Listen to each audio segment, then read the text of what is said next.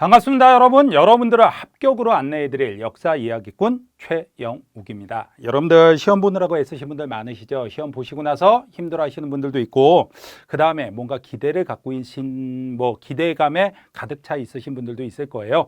여러분들 대부분 다 이 강의를 보시는 분들이라면 다 기대감이 있을 거라고 저는 믿겠습니다.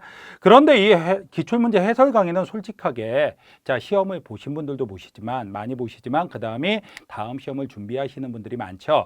다음 시험을 준비하시는 분들은 이 강의를 통해서 무엇을 아셔야 되냐? 지금 현재 어떤 주제들이 많이 출제가 되고 있으며 실제로 한국사 문제가 어느 정도 레벨에서 출제가 되고 있는지 이것들을 확인할 수 있는 시간이 돼야 돼요. 근데 최근 들어서 나오는 문제들을 실제로 분석을 해보면 예전 한 5, 6년 전에 나왔던 문제에 비해서 많이 문제 난이도가 좀 평탄하게 나오고 있습니다. 그러다 보니까 항상 핵심이 옛날부터 공부하는 학생들 보면 너무 지엽적인데 많이 좀 애를 쓰는 학생들이 있는데 그러지 마십시오. 요즘 들어서는 핵심 문제가 굉장히 중요해졌어요. 그래서 쉬워졌기 때문에 그럼 부담감이 좀 줄었겠구나. 줄었겠구나 이런 생각인데 그건 착각입니다. 실제로는 문제가 좀 평이해지다 보니까 이 점수 자체가 좀 많이 오릅니다. 그리고 또 하나의 문제가 바로 뭐가 되냐면 이 한국사에서는 항상 이런 얘기를 합니다. 뭐라고? 한국사 시험에서 시간을 벌어야 된다. 그래야지만이 어디서 다른 게 아니라 바로 영어라든가 다른 과목, 어려운 과목에서 좀 시간을 쓸 수 있다는 생각들을 많이 하세요. 하지만 문제가 하나 있습니다. 한국사 문제가 쉬워지면서 조금 평탄해지면서 문제는 한 문제만 틀려도 그게 결정적인 오류로 발생할 수 있다는 거예요. 실제로는 문제가 쉬워지다 보니까 한 문제 한 문제의 가치가 더욱더 높아지게 됩니다. 만약에 맞춘다라면 그냥 본전치기 하는 거지만 다들 맞추는 문제를 내가 틀려버린다라면 나 혼자 뻘짓한 거거든요. 그게 바로 이제 떨어지는 하나의 이유가 되는 거죠. 불합격하게 되는. 그래서 여러분들이 한 문제 한 문제를 잘 풀어야 되고 제발 부탁을 드립니다. 한국사에서 시간 너무 많이 줄일 생각하면서 막 풀어가는데 그러다가 실수해갖고 만약에 한국사에서 2문제 실수했어요.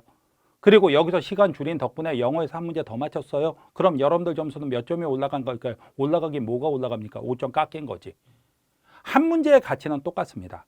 한국사나 영어나. 그렇다면 한국사에서 한 문제 더 맞추고 한국사에서 2문제 더 맞추고 영어에서 한 문제를 더 틀렸다라 그러면 솔직히 말하면 5점은 더 올라가는 겁니다. 그래서 여러분들이 생각을 좀 하셔야 돼요. 무엇을 하셔야 되냐? 한국사 시간을 아낄 수 있으면 좋죠. 하지만 신속하게만 해서는 안 돼요. 이젠 정말로 정확하게 문제를 꼼꼼하게 읽으면서도 빨리 풀 수 있는 방식으로 여러분들이 풀어가야 되는 겁니다. 그러니까 알아야 될 것 정확하게 알고 가셔야 되는 거 잊지 마십시오.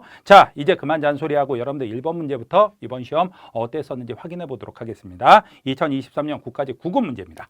1번 문제 가겠습니다. 여러분들 한번 보죠. 다음 유물이 사용된 시대에 대한 설명으로 옳은 것은 해갖고 나왔습니다. 근데 너무 뻔한 문제. 1번 문제 굉장히 쉽게 나왔죠. 미송리식 토기. 나왔습니다. 핵심적인 거 나왔죠. 팽이형 토기, 그 다음에 붉은간 토기도 적지 않게 설명드리는 겁니다.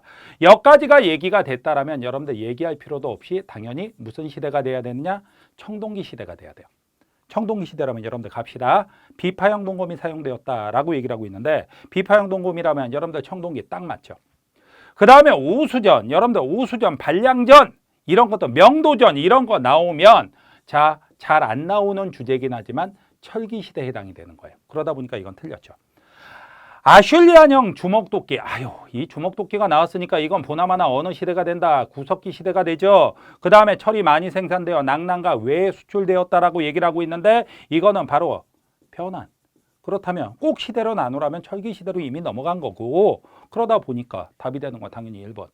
여러분들 절대로 놓치면 안 되는 문제입니다.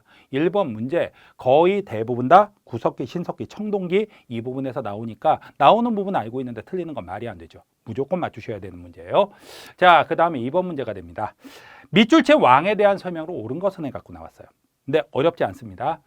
16년 겨울 10월 왕이 질량으로 사냥을 갔다가 길에 앉아 우는 자를 보았다. 왕이 말하기를 내가 백성의 부모가 되어 백성들이 이 지경에 이르게 하였으니 나의 죄로다.